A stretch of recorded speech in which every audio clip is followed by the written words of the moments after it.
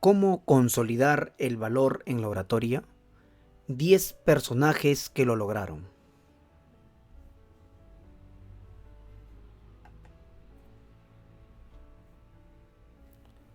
La expresión persuasiva requiere valor y confianza. El valor domina, desvanece las condiciones que tienden a detener el ímpetu de la comunicación oral y contribuye a contrarrestar los obstáculos que entorpecen la realización de una tarea o propósito.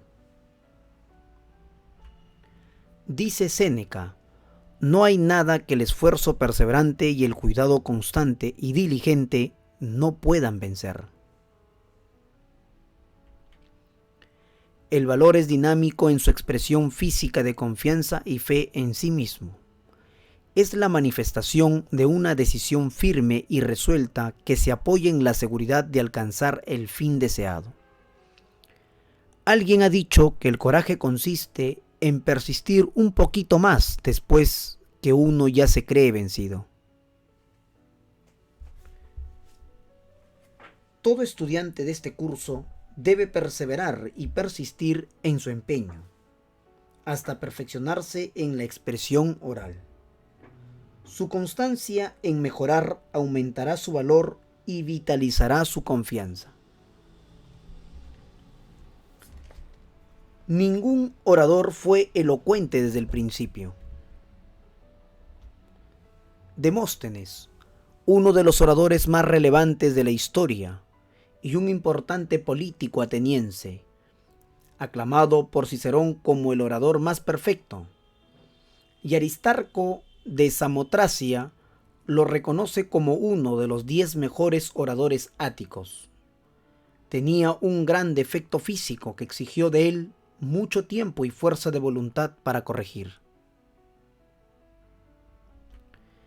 Jean Jaurès, político socialista francés, fundó L'Humanité en 1904. Conocido por su mítica elocuencia, llevado al Congreso dejó pasar un año antes de participar en los debates. Lloyd George, el eminente estadista inglés, la primera vez que quiso hablar en público, sintió que se le pegaba la lengua al paladar y casi no pudo pronunciar palabra alguna. Pericles, influyente abogado, magistrado, general, político y orador, de quien se ha dicho que atronó, fulminó y trastornó a Grecia, jamás subía a la tribuna sin que le embargase la timidez. Cicerón, jurista, político, filósofo, escritor y orador romano, se le considera uno de los retóricos y estilistas de la prosa en latín. Dijo de sí mismo, en mí lo he experimentado muchas veces, que al empezar el discurso palidezco y empiezo a temblar. El conde de Mirabeau, revolucionario francés, escritor, político, diplomático, francmasón y periodista, quien había nacido cual otro Júpiter para aterrar con los rayos de su elocuencia en las tempestades parlamentarias, no podía abordar la tribuna sin sentir vivos estremecimientos. Ríos Rosas, el destacado orador, jurista y político español, presidente del Congreso de Diputados, desgarraba con las uñas el escaño que tenía delante. Disraeli, ex primer ministro del Reino Unido, se iniciaba en la carrera política y en ocasión en que hablaba en la Cámara de los Comunes, fue objeto de toda clase de demostraciones hostiles que le impidieron coordinar las ideas y decir cuanto era su propósito, exponer. Aún el insigne Castelar ha sufrido las emociones que asaltan a todo orador antes de dirigir su palabra. Dice de él, de Ámisis, antes de hablar está inquieto, no para en ningún sitio, entra en la cámara, sale de nuevo, vaga por los corredores, hojea un libro en la biblioteca, se dirige al café para beber un vaso de agua, parece acometido por la fiebre, cree que no podrá enlazar dos palabras, que hará reír, que lo silbarán. No le queda en la cabeza una sola idea clara, lo ha confundido todo, lo ha olvidado todo.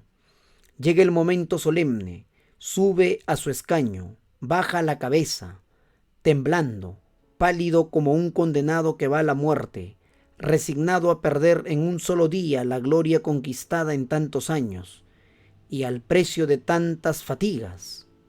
En este momento, hasta sus enemigos tienen piedad de su estado.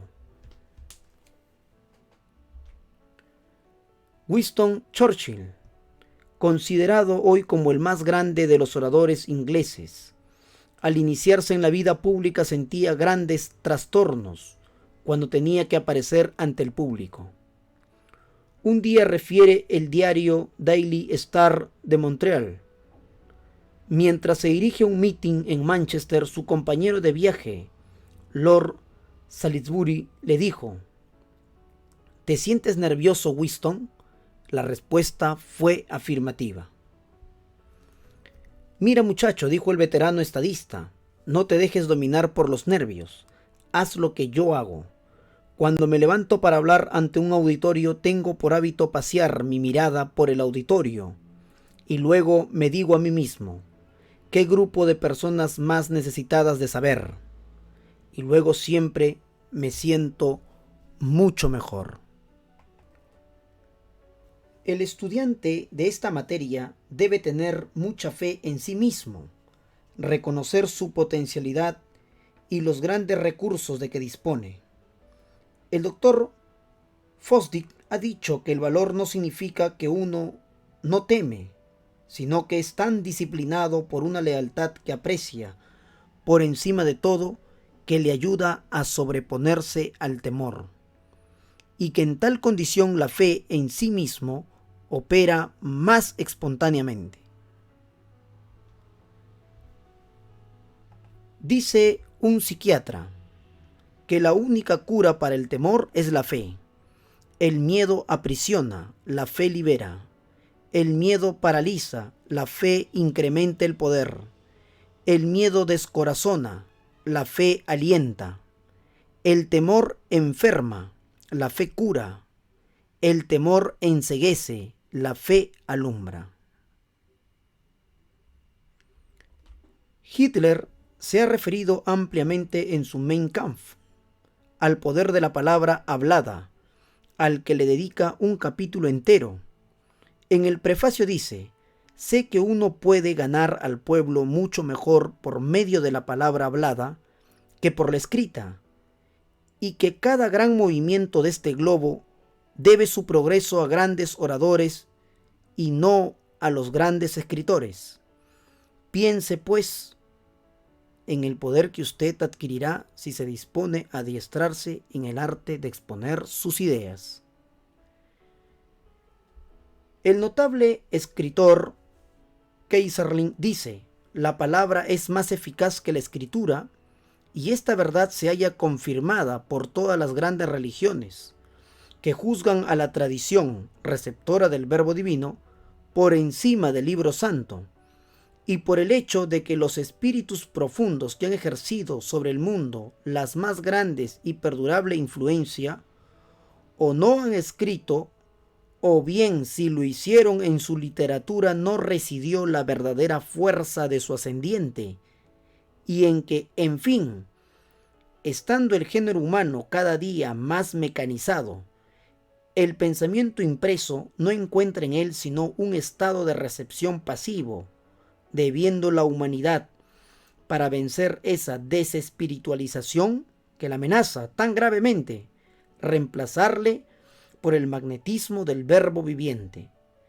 El arte de la oratoria, en el último análisis, se vuelve no ya el medio de transmitir una particularidad cualquiera, sino el propio ser, si por arte de oratoria se entiende la entraña misma de la persona que habla.